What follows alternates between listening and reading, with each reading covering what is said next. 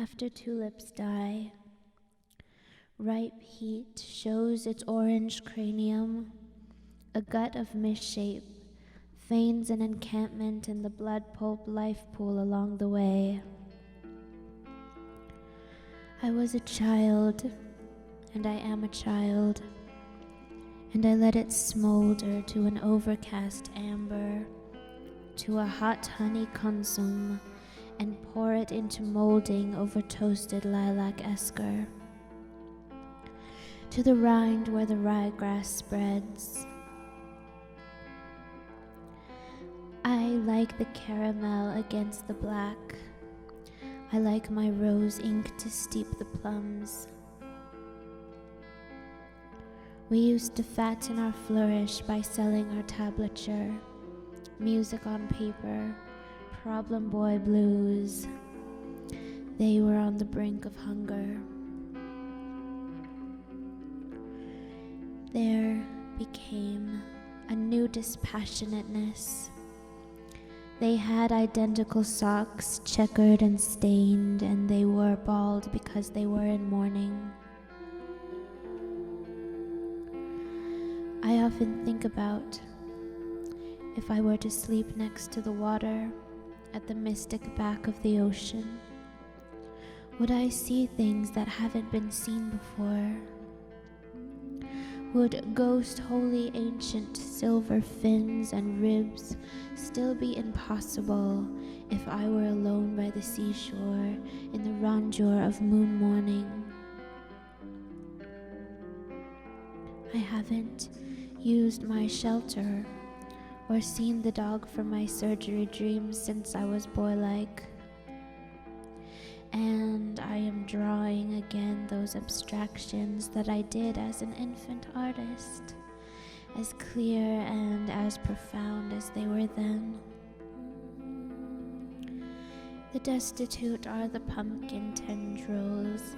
They were the wagon-borne tulip bulbs, expecting to seed, never dug up, thick, bruised lamb's ear pierced to dry in a lonely moment, dropped somewhere on the wilderness of the white angel breadline.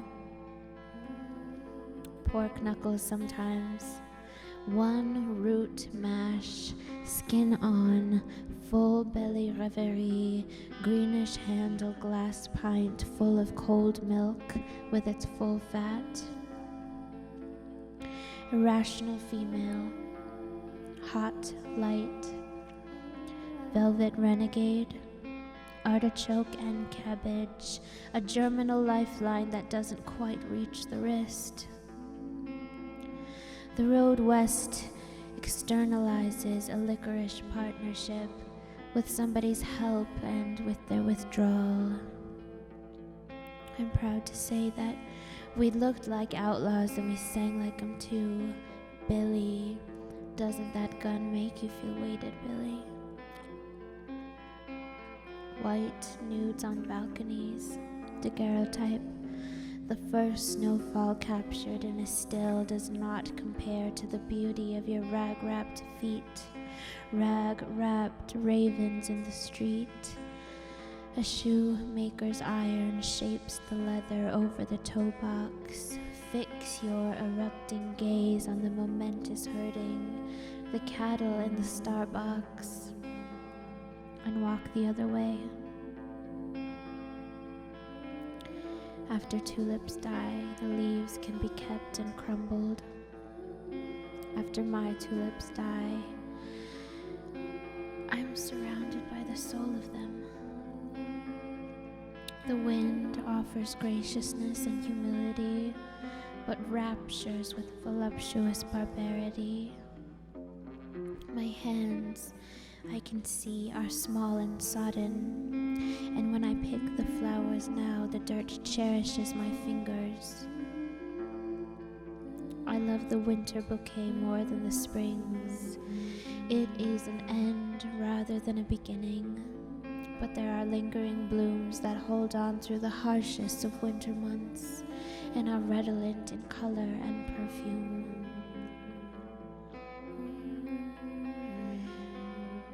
In an inevitable January, when my hands are different. Maybe the soil will not cherish the way it used to, but I'll save the leaves anyway, to be kept and crumbled, to be curled in my hands when I leave. I like my rose ink to steep the plums. Irrational female, velvet renegade. My germinal lifeline doesn't quite reach my wrist. I was a child. I am a child. I will always be a child. I draw with my eyes the abstractions that my father kept all those years. The mystic back of the ocean is similar to the wagon-borne tulips on the road west to carouse with outlaws.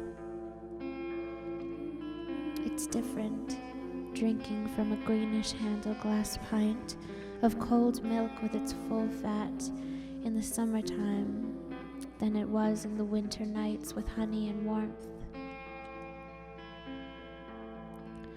I pour the hot honey lilac over the veteran esker, and I'll have the dog dream from my surgery year one last time. The ghost, holy, ancient, silver fins and ribs will show themselves in secret when I'm alone by the seashore in the rondure of moon morning. Ripe heat shows its orange cranium, and a gut of misshape feigns an encampment in the blood pulp life pool along the way. It ends with the lifeline, molded over toasted lilacs, seeping all the way to the rind where the ryegrass spreads. The place that is blown past recollection into the bygone water, to the caramel against the black, to lay upon the story that continues after the tulips die.